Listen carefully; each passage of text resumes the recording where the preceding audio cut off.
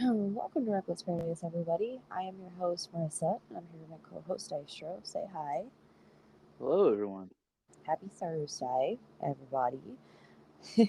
Hope everybody is having a decent week so far. So far, this week's been pretty okay. What about you? I'd say so for me too.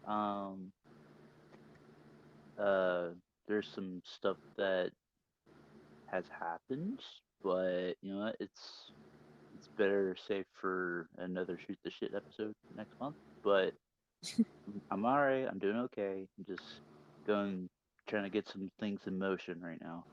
Right. So that's all I gotta say. Oh my goodness, we'll get there. Oh my gosh, I am very tired. I don't know if you could tell, I'm very tired.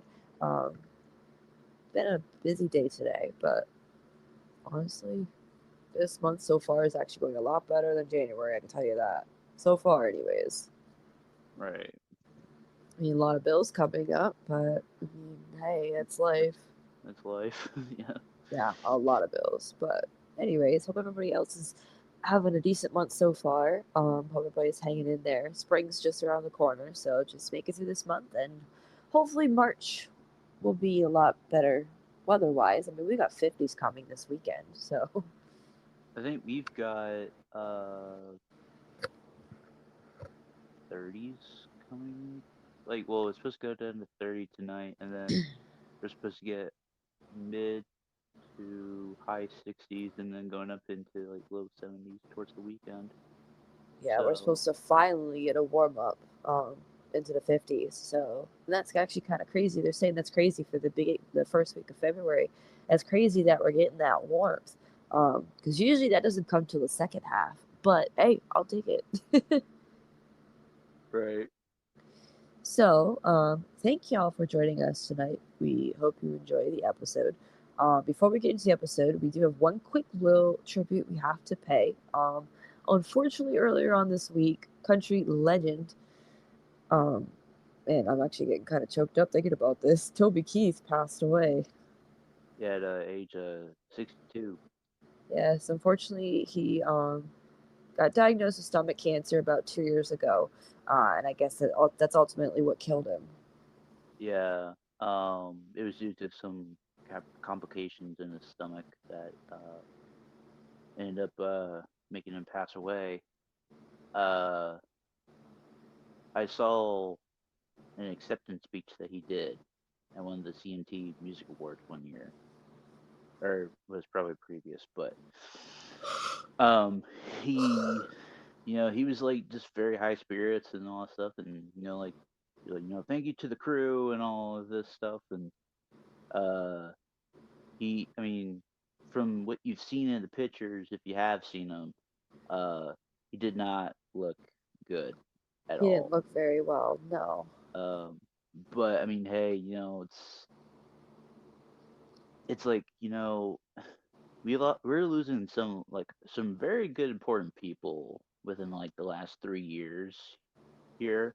Yeah. Uh, I mean, it's, like I said, like I've always said, like if it's their time to go, it's their time to go. But like it's crazy that we lost like a country music legend. And I'm not even a country listener, and I know who Toby Keith is. Like, I mean, Yeah.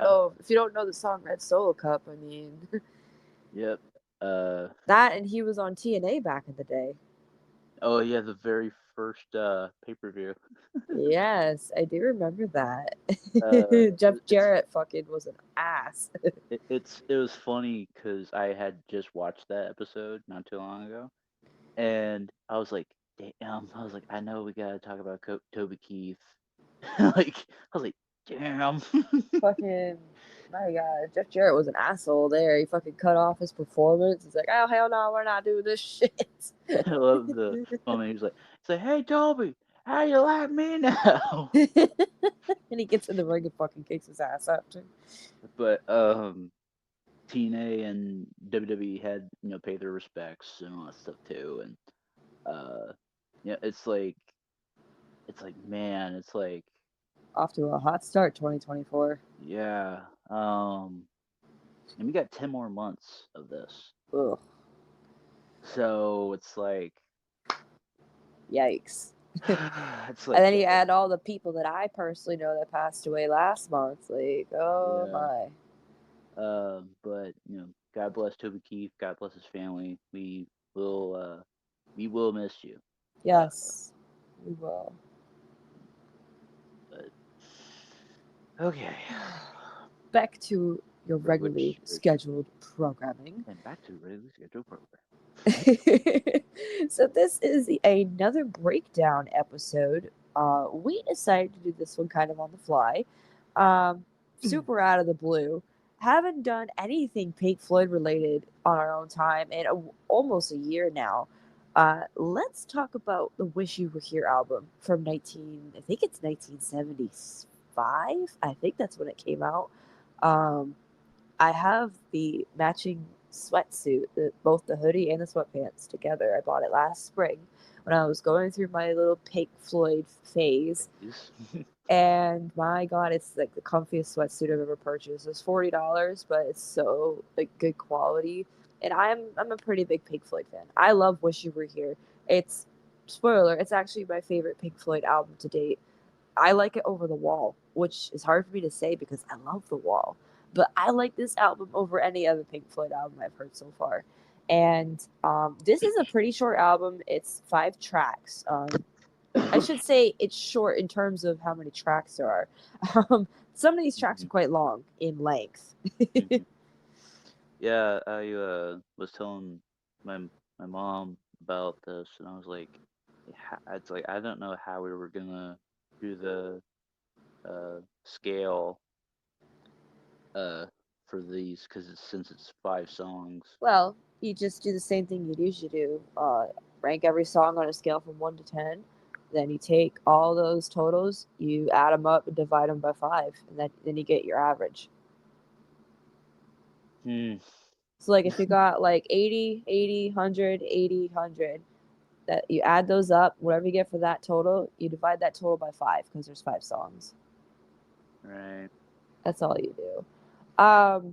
So, as I mentioned, there are only 5 tracks. Dystro did find meanings for every track, I believe. Yes, I did.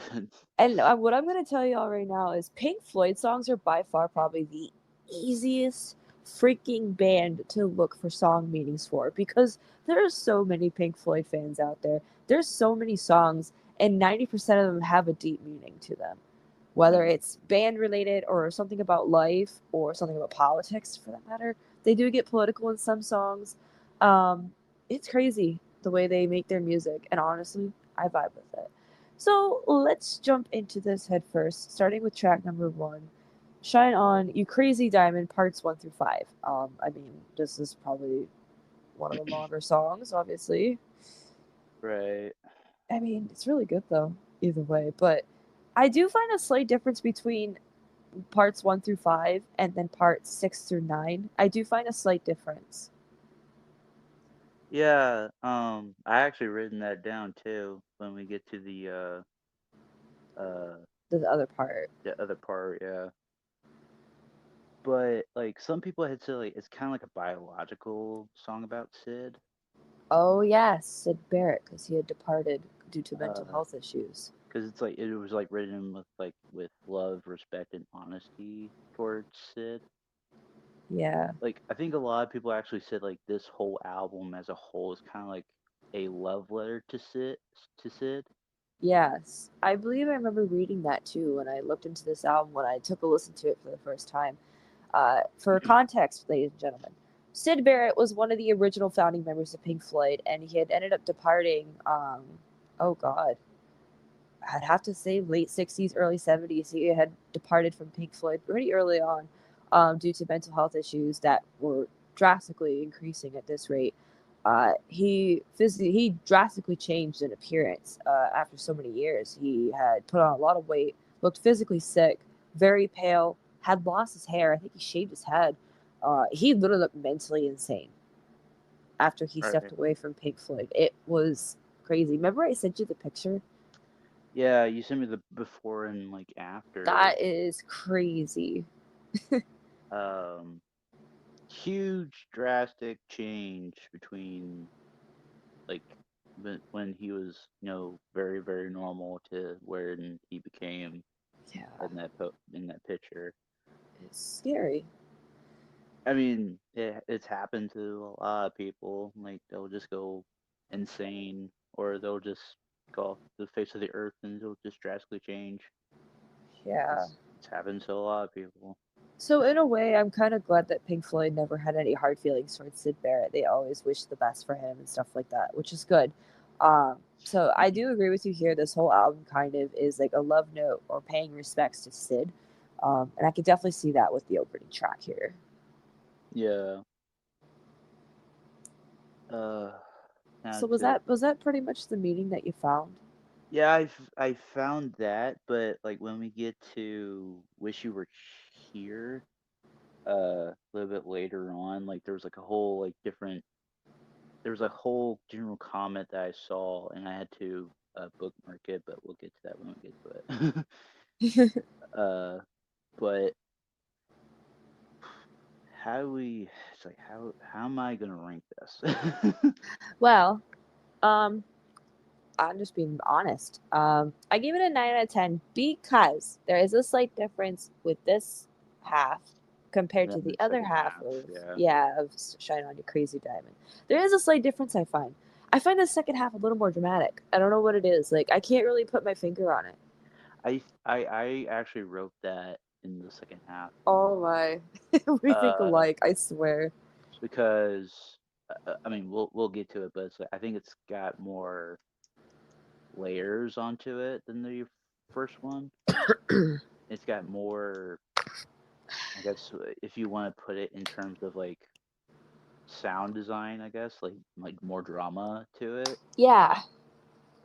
Uh, I gave it an 8.5. Okay. And plus, like, I hadn't listened to a lot of these songs in a long time, so bear with The me. thing is, I remember these every single one of these songs from start to finish, just because I've heard them so much growing up, and I hear them on the radio sometimes too. Like, occasionally, I will hear this next track we're gonna talk about, and I actually hear tracks 3 and 4 quite a bit. I've actually heard "Wish You Were Here" earlier today, or Wow, which was that's that's funny. that's coincidental timing right there. Yeah, I even said that to my mom too. I was like, "Yeah, like I heard, wish you were here earlier today," and I told her about, the pod and all that stuff, and she was like, she gave me this look like, okay, right. It's kind of like a crazy look, like The gods are speaking to us. the Pink Floyd gods. The Pink Floyd gods. All right, moving on. Track number 2. Personally, one of my favorite Pink Floyd songs of all time, Welcome to the Machine. This is one of the most unique Pink Floyd songs I've ever come across. And I remember when we heard it for the first time, my mouth kind of just dropped because apparently I'd heard this song when I was a kid, but didn't rediscover it until last year. So I was like, wow, this song's amazing. Hmm. Um, yeah, like I mean, I think like Pink Floyd as a band as a whole, it's like their their sound is so totally different than a lot of bands in their time. I feel like they're one of a kind. Like they always thought outside of the box no matter what kind of song they were doing. Whether it was something like instrumental or something with vocals or something with like Roger Waters and David Gilmour going back and forth like Mhm. they are always thinking outside of the box, and that's what really makes Pink Floyd stand out a lot compared to some of these other groups. Um, it's just they're so unique. Like you cannot copy their style, and even if you try, you're gonna fail. Yeah, because it's like it can't be replicated no matter how hard you try. This song has a lot of technology. Just if you listen to it, like it just sounds so spacey. Like feels like you're on an acid trip. I mean, you could probably literally just say like the title itself. It's like literally a machine. Literally. Uh, but what I found was the machine is a metaphor to the music biz. Waters had to endure it at the time, at the end of the song. However, like, and I know you couldn't hear this, but I think a lot of people had heard like an elevator going up, and you can hear people drinking and talking and stuff. Wait. Oh, so that's the part. Yeah, Yeah, I heard that part. and then it goes like right into Have a Cigar. Yeah, okay, yeah, that is the part. Okay, I must have been overthinking it. So that was an elevator. Yeah, it was an elevator that goes up to like I guess a boss's room or something, or like the executive's room, and they're like Yeah. there's like people drinking and talking, and then it just goes right into Half Cigar. Oh, wow. That's right. Yeah. And Wow. and I have heard Have a Cigar and Wish You Were Here on the radio before. I just So have thought I. that I just So thought have about that I. now.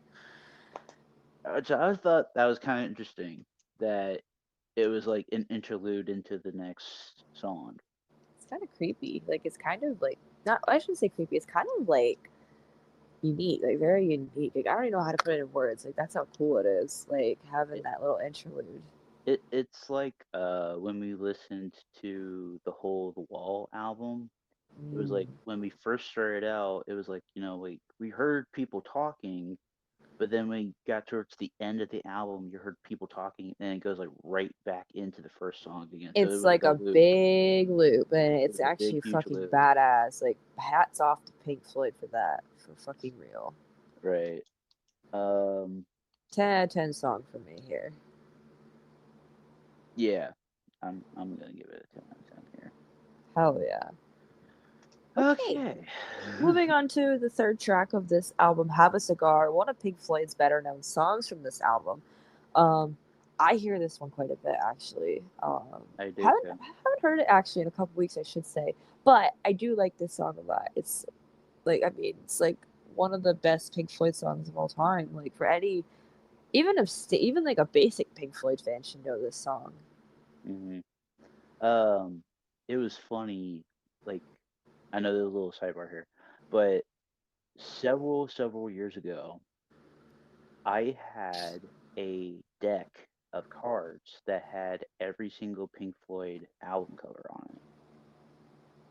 Wow, And it had Wish You Were Here, it had I think Animals on it. Uh The Wall was on it, I think. Dark Side of the Moon is probably on it. Yeah, Dark Side of the Moon was on it. It was like every single album cover that they had at that point when the cards were made. Wow. I don't know where they are now, but it's like I think I probably got rid of them or something. But uh, Boo. hey, but I don't know where they are. But it's like if I could try to find them, I don't even know if I have them anymore. To be honest with you, Boo. but they were pretty cool though. Yeah, I mean it does actually sound pretty cool. Yeah, it was. So with Have a Cigar, what I found out is the vocalist is actually neither Roger Waters or David Gilmour. Neither of the guys sing on this song. They actually brought in another guy, and from what I heard, they don't talk to this guy anymore. Hmm. I heard that when they were talking about this album on Show'em, like about a year or two ago, they don't talk to this guy anymore. Really? Yeah, That's weird. yeah, it's very odd. Did you find a meaning for this one? It was basically just like a record company and money hungry business or industry people like they're trying to like schmoz up to the artist. Oh But yeah. there was like a little interesting uh cliff note that I had found while doing research on this. So Waters had kind of like a cynical and kind of like bitter sense of humor because punk movement saw and despised Pink Floyd for being old dinosaurs or whatever they saw them as. So Pink Floyd were like a lot more subtle than the punks in saying fuck off to the system they meant to symbolize. Oh yes, the ultimate rivalry between the punk invasion of the '70s and the psychedelic rock of Pink Floyd. That's right. It actually kind of makes sense because, like, in the '70s, you had the Ramones coming into the picture. Yeah. That's just an example. They were like the fucking icons of the punk movement. Hmm. That's just an example. You had the Sex Pistols as well. I mean, you can't forget them either. Um, there's a whole bunch of other punk groups I could name off, but I honestly can't think of them right now. But those are like the two that come to mind: the Ramones and the Sex Pistols. That's kind of crazy that they were kind of clashing at this time, like the punks and the psychedelic rock group known as Pink Floyd. That's kind of crazy to think about. Yeah. I was like, okay, I had to put that on the notes because I was like, Music okay, nerd in me actually kind of wants to look into that, look into the whole punk rock movement of the 70s. I think they talked about "Wish You Were Here" on the story of Pink Floyd in Okay. 2012. I think they Okay. talked about it like a little bit more in depth, but um, yeah, I was like, when I saw that, I was like, huh, that's kind of funny that they're being called dinosaurs, and I'm like, just okay, because just because they formed in the 60s. like doesn't mean that they're old. I mean, you could call the Rolling Stones dinosaurs if you'd like. They're still rocking even though they formed in the 60s, but they're still fucking good. True. 10 out of 10 songs. 10 out of 10. Okay. Is that what you gave it? Yep. Okay. All Just right. writes it down like 10 out of 10. 10. Okay, track number 4, we are jumping into the title track, Wish You Were Here. I mean, come on. This song slaps. I always listen to this song right around April when the anniversary of my grandfather's passing is coming up. I always play this song, and it kind of gets me in my feels. But when I play this song like any other ordinary day, I really really enjoy it, and I love hearing it on the radio too. It's just oh, goosebumps. The guitar, David Gilmour, like everything about this song.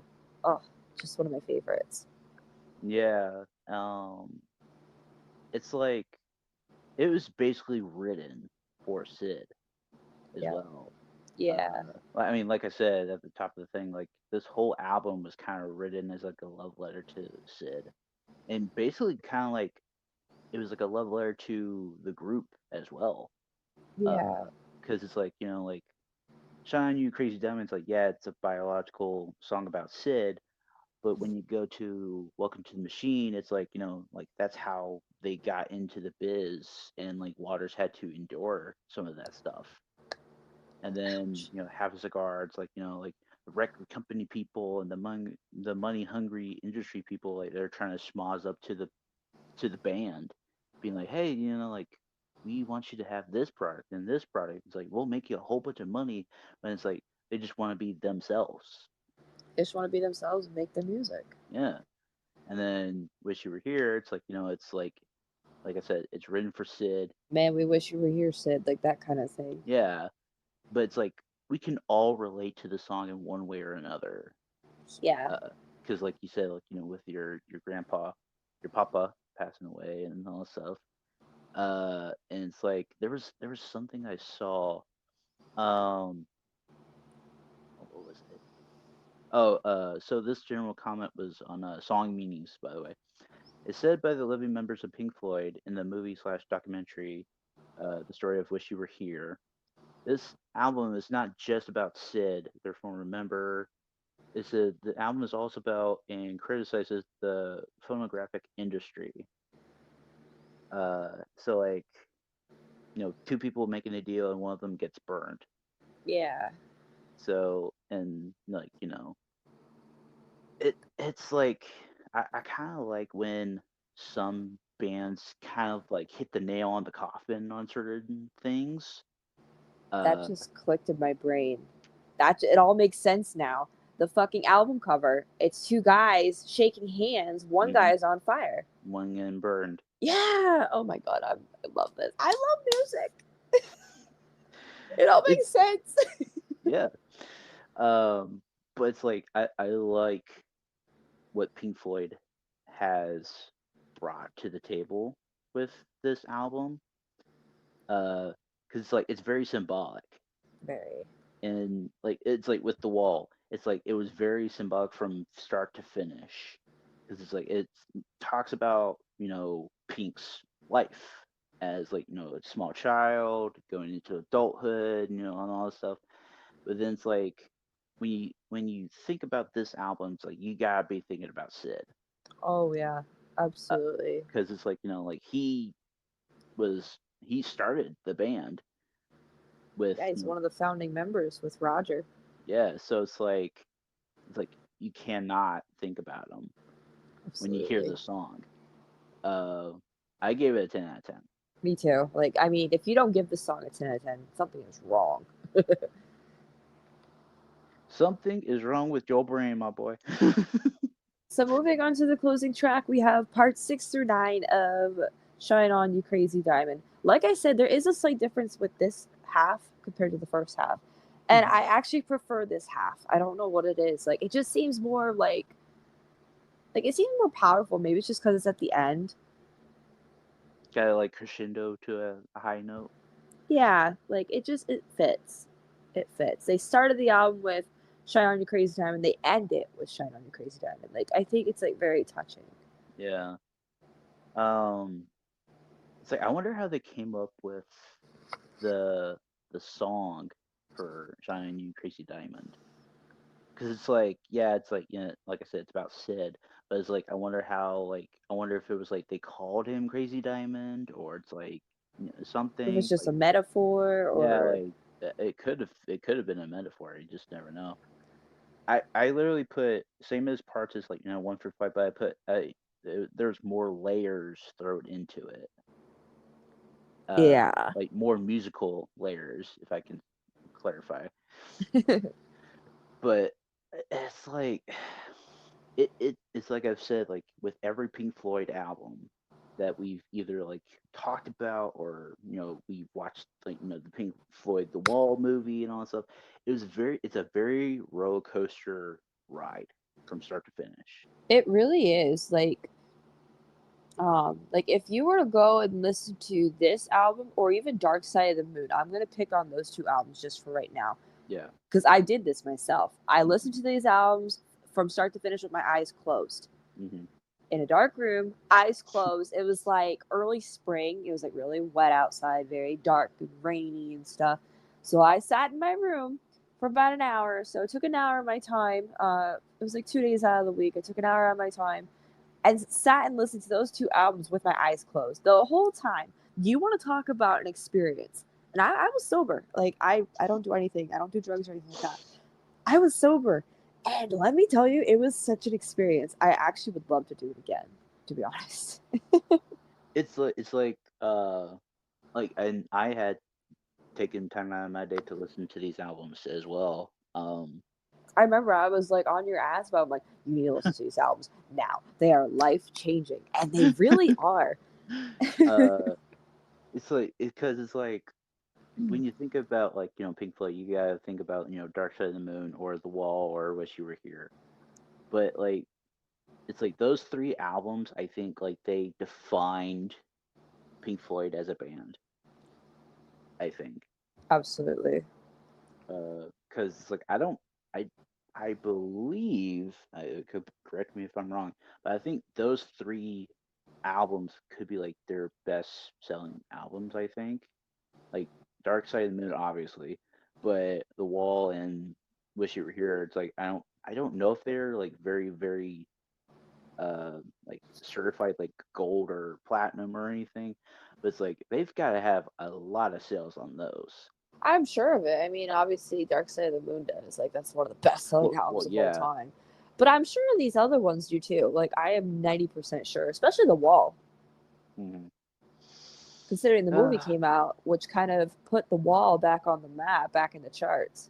yeah. Because the Plus, movie came out like 2 years after the album came out. yeah. I mean, and plus we got to go back to watch that movie.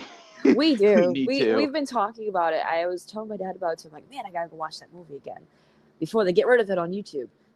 It's really good. But Yeah. anyways, back to Wish You Were Here. Final track, I'm giving a 10 out of 10.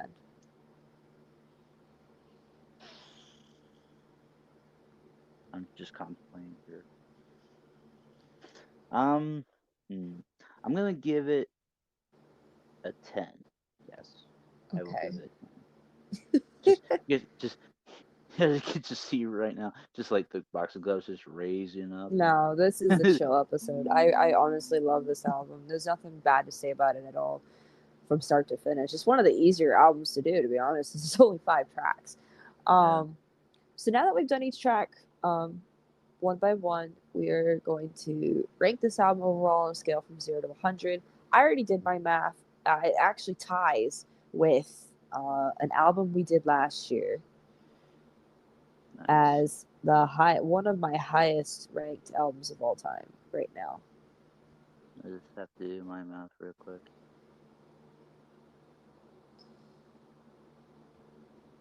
Doop, doop, doop, doop, doop, doop, doop, boop, boop, boop, boop, boop, boop, boop, boop. Doop, boop, boop, boop, boop, boop, boop, boop. Okay, if anybody knows that song, please let me know because you are qualified for a senior discount.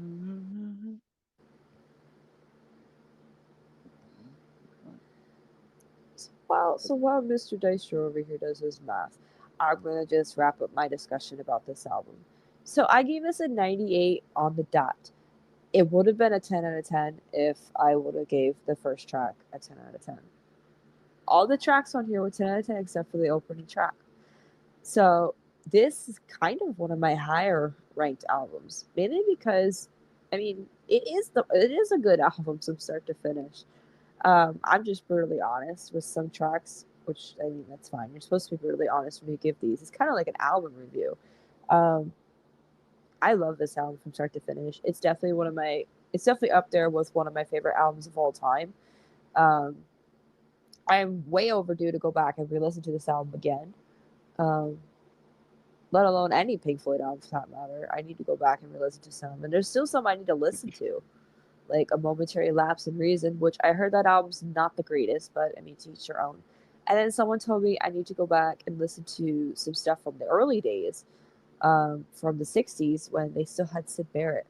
So I might have to go do that as well. But overall, this is a very, very good album. I recommend any starting Pink Floyd fan to listen to this album alongside Dark Side of the Moon. You have to listen to both of those albums to consider yourself a fan, in my opinion. Okay, so I got my calculations here. Uh, I got a 99.5. Oh my. Wow. Uh, yeah, So this is officially your highest ranked album. yes. I think the only album I gave 100 to was Adrenalize by Def Leppard. Oh yeah, of course, obviously. Wow, so this is your highest ranked album. And what do you have to say about this album as a whole?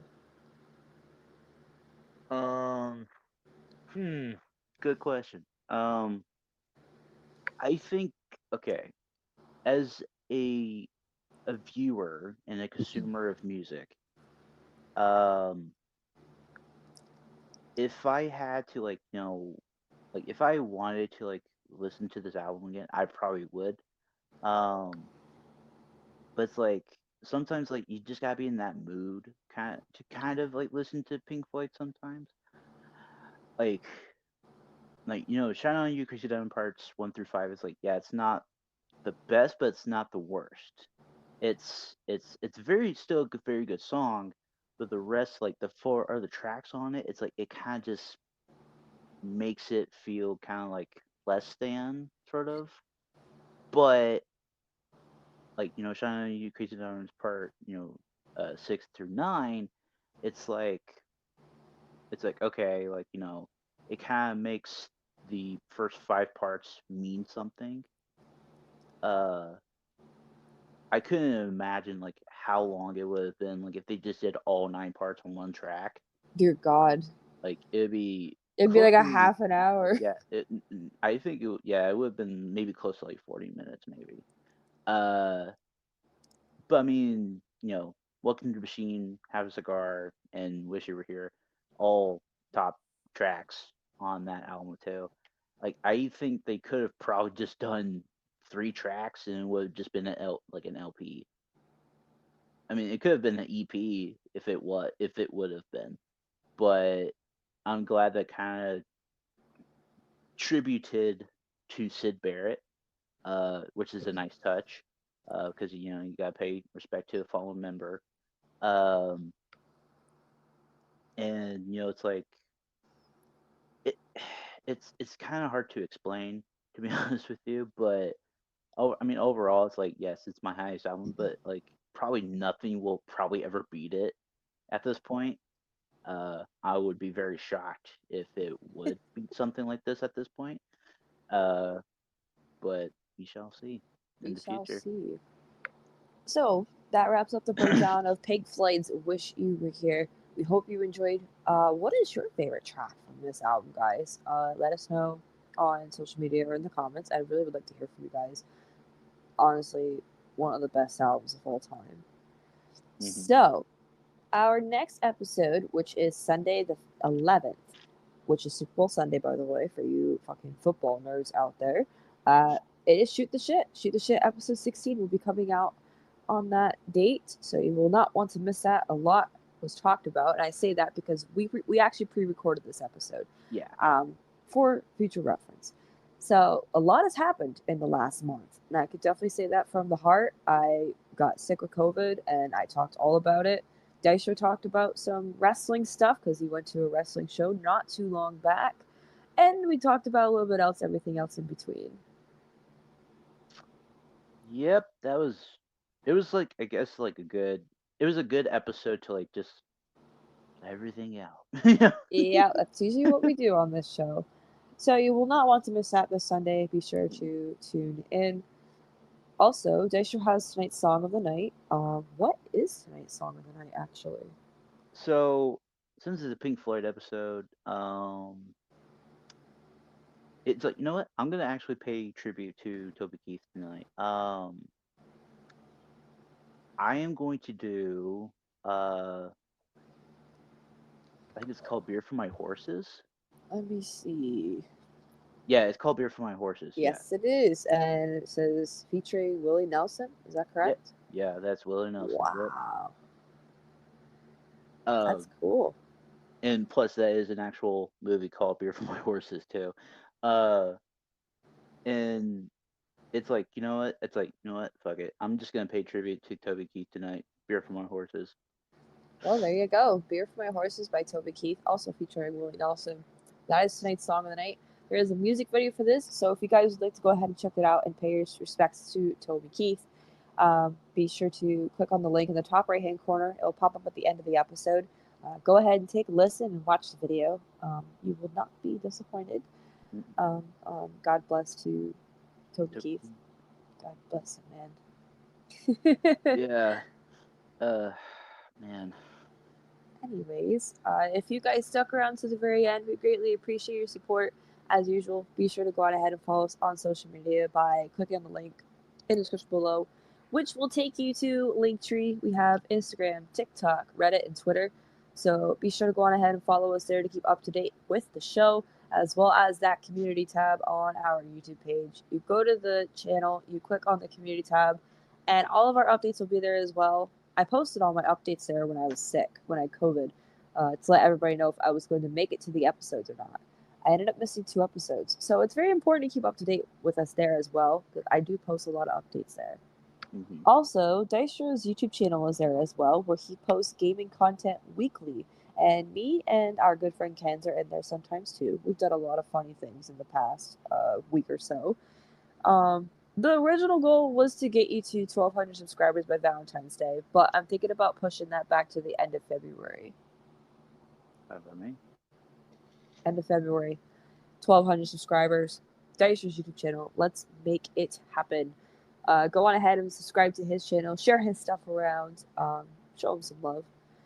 And once again, take a listen to tonight's song of the night, which is, I already forgot the name of the song. Beer the beer for my horses. Beer for My Horses by Toby Keith featuring Willie Nelson. Be sure to take a listen to tonight's song of the night, please, and pay tribute to him. And that's it. Thank you guys for listening, and we'll catch you guys for Shoot the Shit. Peace. Peace.